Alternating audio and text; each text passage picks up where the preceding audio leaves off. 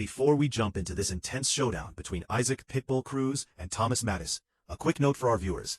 The fight visuals featured in this video are sourced from the channel Alleyway Boxing. Full credit goes to them for the original footage.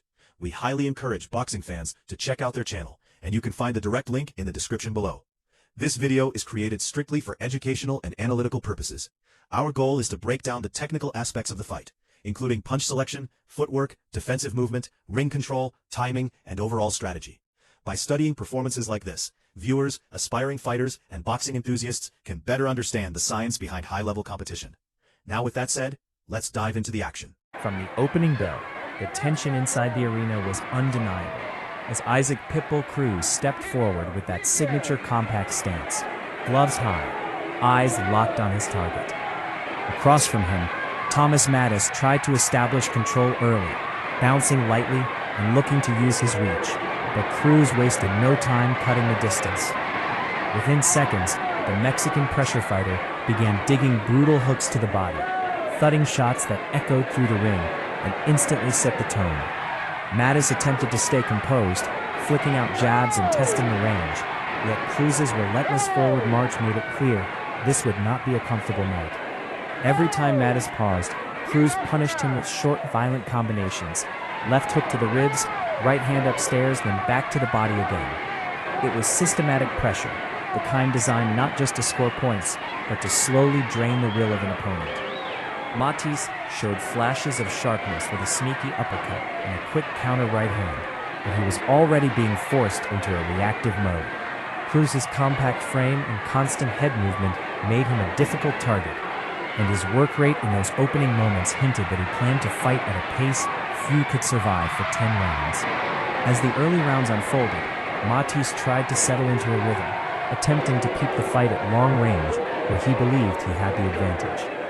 He circled, pumped the jab, and occasionally snapped Cruz's head back with a clean straight right. For brief stretches, it appeared he was finding answers, but Cruz's response was immediate and punishing. Each time Mattice landed something meaningful, Cruz would answer with 3 or 4 hard shots of his own, most of them thudding into the midsection. The body attack became a recurring theme. Hooks under the elbows, short uppercuts in close, compact punches thrown with bad intentions. Mattice began to look more tentative, thinking twice before committing to combinations.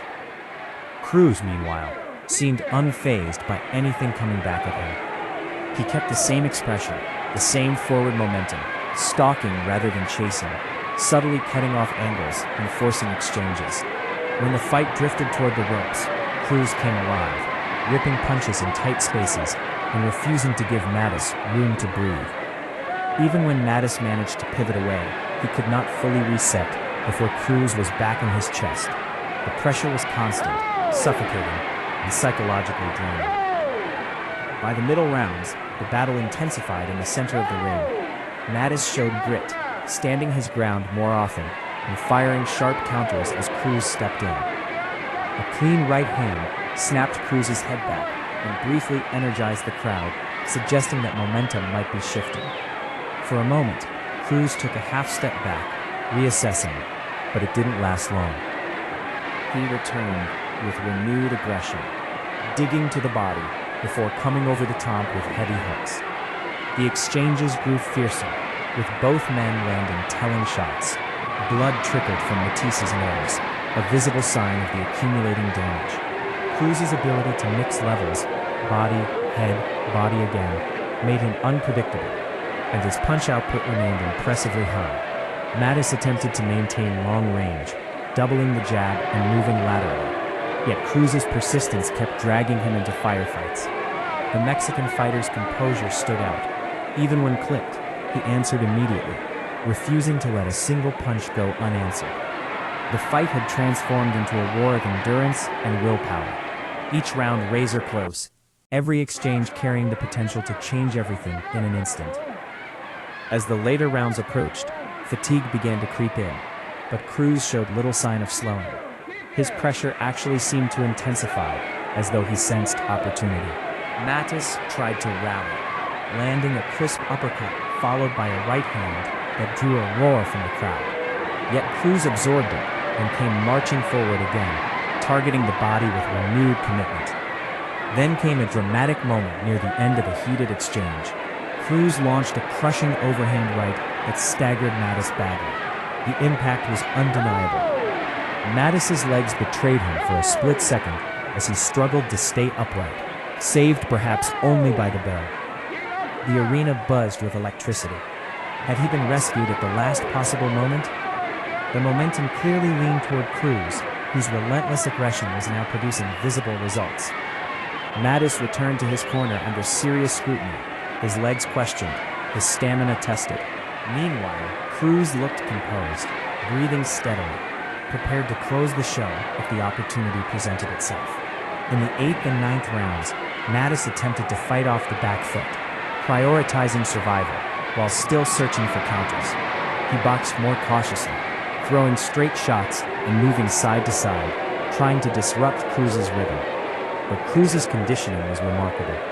He continued to press, throwing combinations in bursts, left to the body, right to the head, uppercut through the middle. Even when Mattice landed something clean, Cruz refused to stay on the ropes for long, immediately resetting and pressing forward again. The battle in the center of the ring became a chess match, layered with violence. Mattice had moments of success, particularly with sharp straight rights, but Cruz's work rate and body attack consistently stole back momentum. The Mexican pressure fighter's ability to maintain intensity deep into the fight underscored his preparation and mental toughness.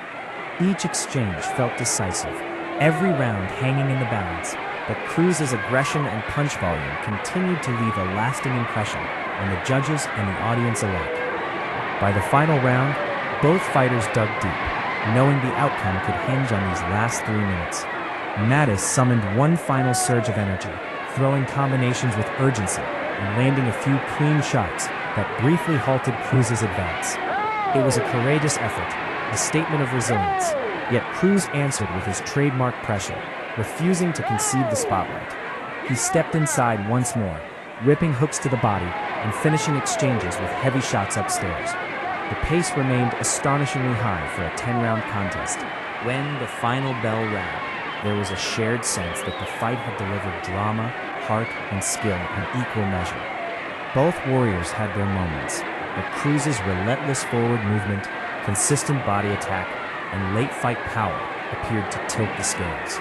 As the judges' scorecards were read, and Isaac Pitbull Cruz was declared the winner by majority decision, it felt like the culmination of sustained pressure and unbreakable will. It was not just a victory, it was a testament to the power of persistence, conditioning, and controlled aggression inside the squared circle.